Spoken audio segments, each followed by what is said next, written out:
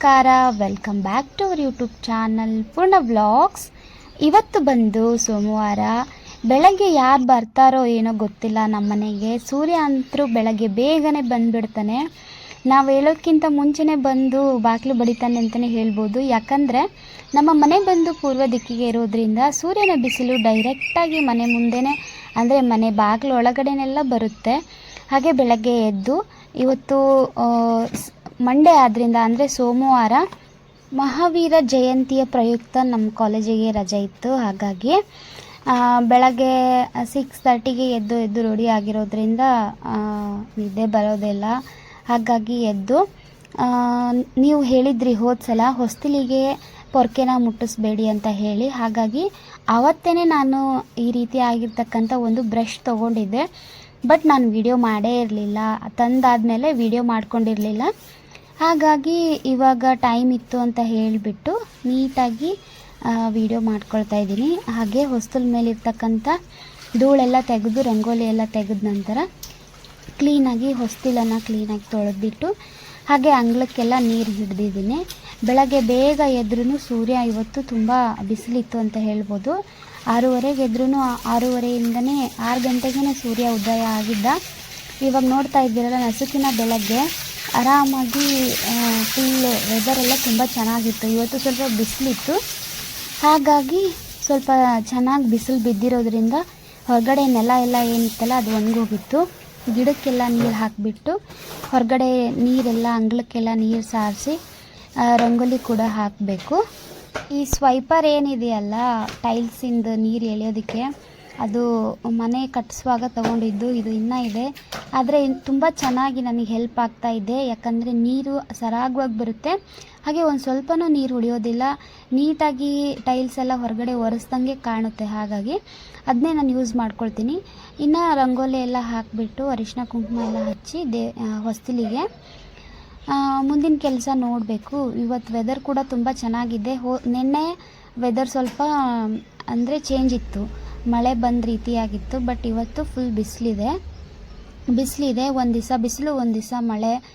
ನಮಗೆ ಈ ವೆದರ್ ಅಂತೂ ಫುಲ್ ಇದಾಗ್ತಾಯಿದೆ. ಹಾಗೆ ಇವಾಗ ಅಂಗಳಕ್ಕೆಲ್ಲ ನೀರು ಹಾಕಿ ರಂಗೋಲಿ ಹಾಕ್ತಾಯಿದ್ದೀನಿ. ನಮ್ಮನೆ ಹತ್ರ ದೇವಸ್ಥಾನ ಇರೋದ್ರಿಂದ ಬೆಳಗ್ಗೆ ಬೇಗನೆ ಎದ್ದು ಅವರು ಕೂಡ ದೇವಸ್ಥಾನದವರೆಲ್ಲ ಕ್ಲೀನ್ ಮಾಡಿಕೊಂಡು ಸುಪ್ರಭಾತ ಅಥವಾ ಇದನ್ನು ಹಾಕಿರ್ತಾರೆ. ಹಾಗಾಗಿ ದೇವಸ್ಥಾನದ್ದು ಒಂದು ವೈಬ್ ಏನಿದೆ ಅದು ನಮಗೆ ತುಂಬ ಮ್ಯಾಚ್ ಆಗುತ್ತೆ.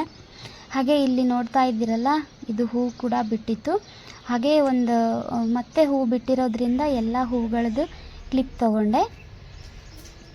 ಇವಾಗ ಬೇಸಿಗೆ ಆಗಿರೋದ್ರಿಂದ ಸ್ವಲ್ಪ ಜಾಸ್ತಿ ಬಿಸಿಲು ಇರುತ್ತಲ್ಲ, ಹಾಗಾಗಿ ಡೈಲಿ ಒಂದು ದಿವಸಕ್ಕೆ 2 ಹೊತ್ತು ನೀರು ಹಾಕಬೇಕು. ಗಿಡಗಳಿಗೆ ನೀರು ಹಾಕಿದರೆ ತುಂಬ ಚೆನ್ನಾಗಿ ಬರುತ್ತೆ, ಇಲ್ಲ ಅಂದರೆ ಬಿಸಿಲಿಗೆ ತುಂಬ ಬಾಡಿ ಹೋಗುತ್ತೆ. ಹಾಗಾಗಿ ನಾನೇನು ಮಾಡ್ತೀನಿ, ಬೆಳಗ್ಗೆ ಒಂದು ಸಲ ಕಸ ಗುಡಿಸುವಾಗ ಹಾಗೆ ಸಾಯಂಕಾಲ ಕಸ ಗುಡಿಸುವಾಗ 2 ಟೈಮಲ್ಲೂ ನೀರು ಹಾಕಿಬಿಡ್ತೀನಿ. ಇನ್ನು ಮುಖ ಎಲ್ಲ ತೊಳ್ಕೊಂಡು ಬ್ರಷ್ ಎಲ್ಲ ಮಾಡಿಕೊಂಡು ಟೀ ಮಾಡ್ಕೊಂಡು ಕುಡಿಬೇಕು. ವೆದರ್ ನೋಡ್ತಾ ಇದ್ದೀರಲ್ಲ ನೋಡಿ, ಇವಾಗ 6:45 ಆಗಿದೆ. ಹೊರಗಡೆದೆಲ್ಲ ಮಾಡಿ ಬರೋಷ್ಟರಲ್ಲಿ ಒಂದು 15 to 20 ಮಿನಿಟ್ಸ್ ಹಿಡಿತು. ಇವಾಗ ತಾನೇ 6:45 ಆಗಿದೆ, ನೋಡಿದ್ರಲ್ಲ ಟೈಮು. ಇವಾಗ ರಾತ್ರಿದು ಏನು ಉಳಿದಿರುತ್ತಲ್ಲ, ಅಂದರೆ ಅಡುಗೆ ಎಲ್ಲ, ಅದನ್ನು ಬಿಸಿ ಮಾಡ್ಕೊಳ್ಳೋಕ್ಕೆ ಇಡ್ತೀನಿ ನಾನು. ಅದನ್ನು ಬೆಳಗ್ಗೆ ಎದ್ದು ಒಂದು ಸಲ ಬಿಸಿ ಮಾಡಿಟ್ಟು ಅದನ್ನು ಬೇರೆ ಪಾತ್ರೆಗೆ ತೆಗೆದು ನೆಕ್ಸ್ಟ್ ಗ್ಯಾಸ್ ಎಲ್ಲ ಕ್ಲೀನಾಗಿ ಒರೆಸ್ಕೊಂಡು ಆ ಪಾತ್ರೆನೆಲ್ಲ ತೆಗಿಬೇಕು. ಇವಾಗ ಒಂದು ಕಡೆ ಸಾಂಬಾರಿಗೆ, ಒಂದು ಕಡೆ ಪಲ್ಯಕ್ಕೆ ಇಟ್ಟಿದ್ದೀನಿ. ಇದೆರಡು ಬಿಸಿ ಆದ ನಂತರ ಇದನ್ನು ಒಂದು ಬೌಲಿಗೆ ತೆಗೆದುಬಿಟ್ಟು ಕ್ಲೀನಾಗಿ ಗ್ಯಾಸ್ ಕಟ್ಟೆನೆಲ್ಲ ಕ್ಲೀನ್ ಮಾಡಬೇಕು. ಅದಾದಮೇಲೆ ನಾನು ಟೀ ಮಾಡ್ಕೊಳ್ತೀನಿ.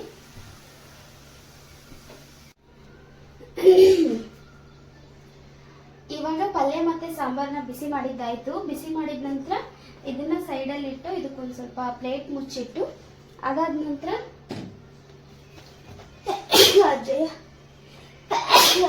ಸಾರಿ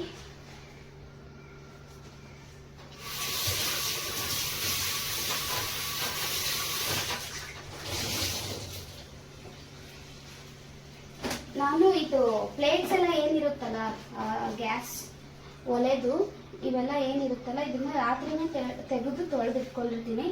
ಯಾಕಂದರೆ ಬೆಳಗ್ಗೆ ಎದ್ದ ತಕ್ಷಣ ಆಗೋದಿಲ್ಲ, ಅದು ಪಾತ್ರೆ ಎಲ್ಲ ತೊಳೆಯೋದಕ್ಕೆ ಆಗೋದಿಲ್ವಲ್ಲ. ಹಾಗಾಗಿ ನಾನು ರಾತ್ರಿನೇ ಎಲ್ಲ ಪಾತ್ರೆನೂ ಎಷ್ಟೇ ಕಷ್ಟ ಆದ್ರೂ ಕೂಡ ರಾತ್ರಿನೇ ತೊಳೆದು ಇಟ್ಟಿರ್ತೀನಿ. ಇನ್ ಕೇಸ್ ಸಂಡೇ ಇದ್ದರೆ ಅದು ಬೆಳಗ್ಗೆ ತೊಳ್ಕೊಬೋದು. ಆದರೆ ಬೆಳಗ್ಗೆ ಬೇಗ ಎದ್ದು ಕೆಲಸಕ್ಕೆ ಹೋಗೋರಿಗೆ ಪಾತ್ರೆ ತೊಳ್ಕೊಳ್ತಾ ಕೂರೋಕ್ಕಾಗೋದಿಲ್ಲ. ಹಾಗಾಗ್ಬಿಟ್ಟು ನನಗೆ ಎಷ್ಟೇ ಕಷ್ಟ ಆದ್ರೂ ರಾತ್ರಿನೇ ತೊಳೆದು ಇಟ್ಟಿರ್ತೀನಿ ನಾನು.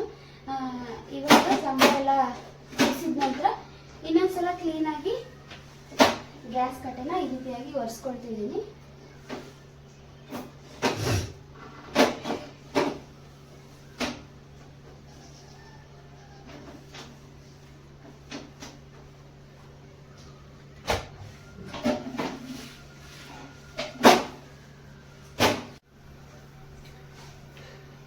ವೆದರ್ಗೆ ಫುಲ್ ಕಾಫಿ ಕುಡಿಬೇಕು ಅಂತ ಅನಿಸ್ತಿದೆ ನನಗೆ.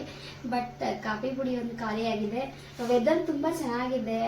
ಚಳಿ ಚಳಿ, ಈ ಕಡೆ ಬಿಸಿಲಿದೆ, ಚಳಿ ಎರಡೂ ಮಿಕ್ಸ್ ಇದೆ. ಹಾಗಾಗಿ ಅಂದರೆ ಮೋಡ ಕವಿದ ವಾತಾವರಣ ಅಂತಲೇ ಹೇಳ್ಬೋದು. ಈ ಟೈಮಲ್ಲಿ ಟೀ ಕುಡಿಯೋಕ್ಕೆ ಎಲ್ಲರಿಗೂ ಇಷ್ಟ. ಆಲ್ಮೋಸ್ಟ್ ನನಗೂ ತುಂಬ ಇಷ್ಟ ಟೀ ಕಾಫಿ ಕುಡಿಬೇಕು ಅಂತ ಹೇಳಿ. ಆದರೆ ಕಾಫಿ ಪುಡಿ ಖಾಲಿ ಆಗಿದೆ. ಪರವಾಗಿಲ್ಲ, ಟೀನೇ ಮಾಡ್ಕೊಂಡು ಕುಡಿದು ನೆಕ್ಸ್ಟ್ ಏನಿದೆ ಅದನ್ನ ಕೆಲಸ ಮುಗಿಸ್ಕೋಬೇಕು. ಸಂದರ್ಭದಲ್ಲಿ ಒಂದೊಂದು ಗ್ರಹಗಳಿಗೆ ಬರುವಂತಹ ಕಾಲವೇ ಒಂದೊಂದು ದಶಾಕಾಲ ಎನ್ನುತ್ತಾರೆ.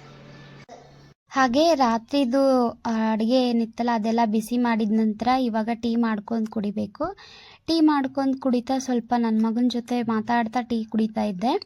ಇವತ್ತು ಟೈಮು ಹೋಗ್ತಾ ಇದೆ ಅಂತಲೇ ಅನ್ನಿಸ್ತಾ ಇರಲಿಲ್ಲ. ಯಾಕಂದರೆ ಬೆಳಗ್ಗೆ ನಾವು ಬೇಗ ಎದ್ದಿದ್ವಿ, ಅದರಲ್ಲಿ ಬೇರೆ ಇವತ್ತು ಕೆಲಸ ಕೂಡ ಇರಲಿಲ್ಲ.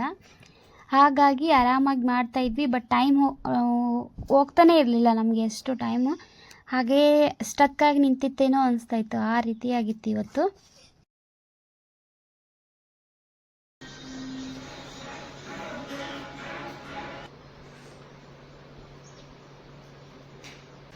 ಏನಾಯ್ತಕ್ಕ? ಪಾಲಕ್, ಕೊತ್ತಂಬರಿ, ಕಾಸ ಸೊಪ್ಪು, ಮೆಂತೆ, ಪುದೀನ ಆಯ್ತಾ? ಪುದೀನ ಇಲ್ಲಲ್ಲ. ಪಾಲಕ್ ಕೊಡು. ಸಬ್ಬೆ ಸೊಪ್ಪು ಬೇಕಿತ್ತು. ಹುಳ್ಚಿಕ್ಕ ಪಾಲಕ್ ಕೊಡು. ಪಾಲಕ್, ಮೆಂತ್ಯಾರಿ. ಯಾಕೆ ಬಂದಿದ್ದಿಲ್ಲಲ್ ಬೇ?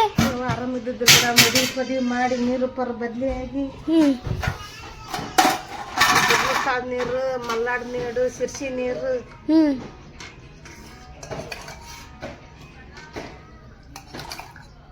ಸಾಕು 10 ರೂಪಾಯಿದ್ದು.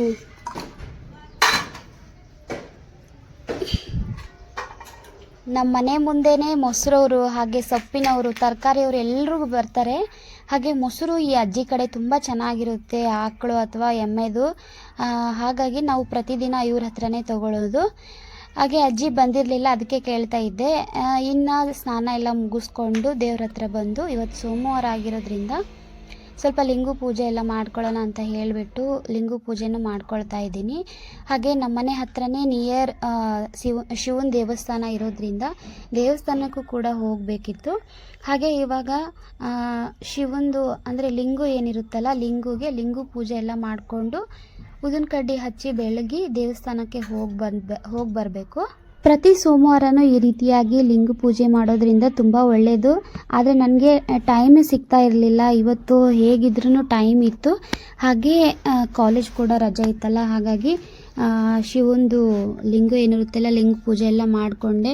ಪ್ರತಿ ಸೋಮವಾರ ಮಾಡೋದ್ರಿಂದ ತುಂಬ ಒಳ್ಳೆಯದು. ಆಗದೇ ಇದ್ದರೆ ಏನೂ ಮಾಡೋಕ್ಕಾಗೋದಿಲ್ಲ. ಹಾಗೆ ದೇವರು ಮನಸ್ಸಲ್ಲೇ ನೆನೆಸ್ಕೊಳ್ತಾ ನಾವು ಮಾಡೋ ಕೆಲಸನೇ ದೇವ್ರು ಮೆಚ್ಚೋ ಕೆಲಸ ಅಂತ ಹೇಳಿಬಿಟ್ಟು ಕೆಲಸ ಮಾಡ್ತಾ ಇವಾಗ ದೇವಸ್ಥಾನಕ್ಕೆ ಹೋದ್ರಾಯ್ತು ಅಂತ ಹೇಳಿ ಹೊರಗಡೆ ಬಿಟ್ಟಿದ್ವಲ್ಲ, ಅದೇ ಹೂವನ್ನ ಹರ್ಕೊಂಡೆ. ಇದಕ್ಕೆ ಲಿಂಗದ ಹೂವು ಕೂಡ ಅಂತ ಹೇಳ್ತಾರೆ. ಹಾಗೆ ಹೂವನ್ನೆಲ್ಲ ಹರ್ಕೊಂಡು ಉದ್ದಿನ ಕಡ್ಡಿ ತೊಗೊಂಡು ದೇವಸ್ಥಾನಕ್ಕೆ ಹೋಗ್ತಾ ಇದ್ದೀನಿ. ದೇವಸ್ಥಾನದ ಬಂದ ನಂತರ ಅವಲಕ್ಕಿ ಮಾಡಲಿಕ್ಕೆ ಅಂತ ಹೇಳಿಬಿಟ್ಟು ಸ್ವಲ್ಪ ತರಕಾರಿ ಅಂದರೆ ಟೊಮೆಟೊ, ಈರುಳ್ಳಿ, ಹಸಿಮೆಣಸಿನ್ಕಾಯಿ, ಕೊತ್ತಂಬರಿ ಸೊಪ್ಪು ಅನ್ನೆಲ್ಲ ಹೆಚ್ಕೊಂಡು ಒಗ್ಗರಣೆಗೆ ಅಂತ ಹೇಳಿಬಿಟ್ಟು ರೆಡಿ ಮಾಡ್ಕೊಳ್ತಾ ಇದ್ದೀನಿ. ಒಗ್ಗರಣೆಗೆ ಅಂತ ಹೇಳಿ ಅದಕ್ಕೆ ಸ್ವಲ್ಪ ಎಣ್ಣೆ ಹಾಕಿ ಸಾಸಿವೆ, ಜೀರಿಗೆ, ಕಡಲೆಬೇಳೆ ಹಾಗೆ ಸ್ವಲ್ಪ ಶೇಂಗಾ ಬೀಜ ಅಂದರೆ ಕಡಲೆ ಬೀಜ ಎಲ್ಲ ಹಾಕಿಬಿಟ್ಟು ನಾವು ಹೆಚ್ಚಿರ್ತಕ್ಕಂಥ ತರಕಾರಿ ಏನಿದೆ ಅದೆಲ್ಲ ಹಾಕಿ ಫ್ರೈ ಮಾಡ್ಕೊಳ್ಳೋದು. ಇದೆಲ್ಲ ರೆಸಿಪಿ ಆಲ್ಮೋಸ್ಟ್ ಎಲ್ರಿಗೂ ಗೊತ್ತೇ ಇರುತ್ತೆ. ನಾನು ಇವತ್ತು ಸೋಮವಾರ ಅಂತ ಹೇಳಿಬಿಟ್ಟು ಈ ರೀತಿಯಾಗಿ ಅವಲಕ್ಕಿ ಮಾಡಿಕೊಂಡೆ. ಹಾಗೆ ಪಕ್ಕಕ್ಕೇನೆ ಅಜ್ಜಿ ತಂದು ಕೊಟ್ಟಿದ್ರಲ್ಲ ಮೊಸರು, ಅದನ್ನು ಹಾಕ್ಕೊಂಡಿದ್ದೀನಿ. ಹಾಗೆ ತಿಂಡಿಗೆ ಅಂತ ಹೇಳಿ ಅವಲಕ್ಕಿ ಮಾಡಿದ್ದೆ. ಅವಲಕ್ಕಿ ತಿಂದಾದ್ಮೇಲೆ ಇವಾಗ ಬೇಳೆ ಮತ್ತು ಸೊಪ್ಪೆ ಅಂತ ತಗೊಂಡಿದ್ದೆ ಬೆಳಗ್ಗೆ, ಅದನ್ನು ಹಾಕಿ ಕುಕ್ಕರಲ್ಲಿ ಇಟ್ಟಿದ್ದೀನಿ. ಅದು ಕೂಡ ಸ್ವಲ್ಪ ಬೇಯಬೇಕು. ಅದು ಬೆಂದ ನಂತರ ಸ್ವಲ್ಪ ಸಾಂಬಾರು ಮಾಡಿ, ಹಾಗೆ ಮಧ್ಯಾಹ್ನಕ್ಕೆ ಒಂದು ಸ್ವಲ್ಪ ರೈಸ್ ಮಾಡಿದ್ರೆ ಎಲ್ಲ ಅಡುಗೆ ಆಯಿತು ಅಂತಲೇ ಹೇಳ್ಬೋದು. ಹಾಯ್, ಇವಾಗ ಜಸ್ಟ್ ತಾನೇ ಎಲ್ಲ ಟಿಫನ್ ಆಯಿತು. ಹಾಗೆ ದೇವಸ್ಥಾನಕ್ಕೆ ಕೂಡ ಹೋಗಿ ಬಂದೆ. ದೇವಸ್ಥಾನಕ್ಕೆಲ್ಲ ಹೋಗಿ ಬಂದ ನಂತರ ಇವಾಗ ಸ್ವಲ್ಪ ಫ್ರೀ ಅಂತಲೇ ಹೇಳ್ಬೋದು. ನೆಕ್ಸ್ಟ್ ಇನ್ನೇನು ಕೆಲಸ ಇದೆ ಅದನ್ನೆಲ್ಲ ಮಾಡಬೇಕು. ಹಾಗೆ ಇವತ್ತಿನ ವಿಡಿಯೋ ನಿಮಗೆ ಒಂದು ಸ್ವಲ್ಪನಾದರೂ ಇಷ್ಟ ಆದರೆ ಪ್ಲೀಸ್ ಒಂದು ಲೈಕ್ ಕೊಡಿ. ಹಾಗೆ ನಿಮ್ಮ ಫ್ರೆಂಡ್ಸ್ ಆ್ಯಂಡ್ ಫ್ಯಾಮಿಲಿಗೂ ಶೇರ್ ಮಾಡಿ ಅಂತ ಹೇಳ್ತಾ ಮತ್ತೆ ಸಿಗ್ತೀನಿ ಮುಂದಿನ ಬ್ಲಾಗಲ್ಲಿ. ಅಲ್ಲಿವರೆಗೂ ನಮಸ್ಕಾರ.